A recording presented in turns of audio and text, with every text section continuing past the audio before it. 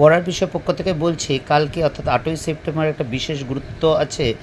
এই কারণে এই বছরে প্রথম শুরু হচ্ছে, তোমরা যারা উচ্চ মাধ্যমিক দিচ্ছ সেমিস্টার পদ্ধতিতে পরীক্ষা, কালকে থার্ড সেমিস্টার ক্লাস 12 পরীক্ষা শুরু হচ্ছে। ইতিপূর্বে আমরা পড়ার বিষয় পক্ষ থেকে তোমাদের যাবতীয় তথ্য দিয়েছি, কিভাবে ওএমআর শিট ফিল আপ করবে না করবে, কি করতে হবে না করতে হবে, বিস্তারিত আমরা আলোচনা করেছি।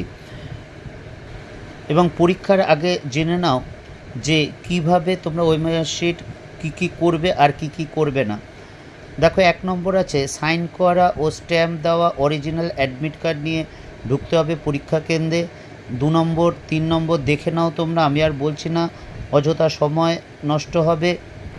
এবং তোমরা এই জিনিসগুলো কিন্তু পরিষ্কারভাবে ফলো করবে।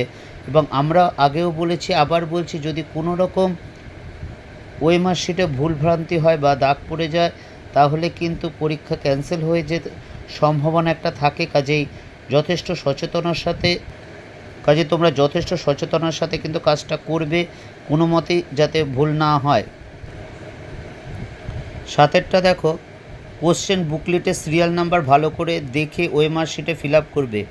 এইটা যদি কোনো গণ্ডগোল হয়ে যায়, যে কোশ্চেন বুকলিস্টের সাথে সিরিয়াল নাম্বারের সাথে ওএমআরের যদি কোনো গণ্ডগোল হয়ে যায়, তাহলে কিন্তু সমস্যার ব্যাপার আছে।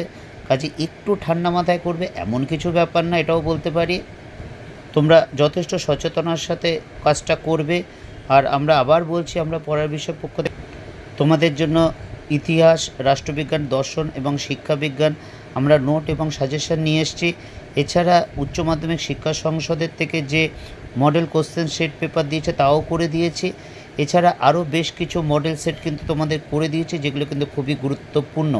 কাজে ওগুলো কিন্তু অবশ্যই দেখবে। এবার দেখো, যোগাযোগে গুরুত্বপূর্ণ সংসদ সভাপতির নাম্বার আছে, মোবাইল নাম্বার, মেল আইডি আছে, সচিব প্রিয়দর্শিনী মল্লিকের ফোন নাম্বার, মেল আইডি আছে, উপসচিবের আছে, উত্তরবঙ্গ আঞ্চলিক কার্যালয়ের উপসচিবের আছে। কাজে এগুলো কিন্তু দরকার হলে তোমরা যোগাযোগ করতে পারো। আশা করি অবশ্যই দরকার হবে না, এটা নিঃসন্দেহে, কারণ তোমরা যথেষ্ট সচেতনতা এবং সাবধানতার সাথে কিন্তু পরীক্ষা দেবে, কারণ কোনো রকম ভুলভ্রান্তি যাতে না হয়। পড়ার বিষয় পক্ষ থেকে এতটুকুই। অগ্রিম শুভেচ্ছা রইল তোমাদের সকলের জন্য।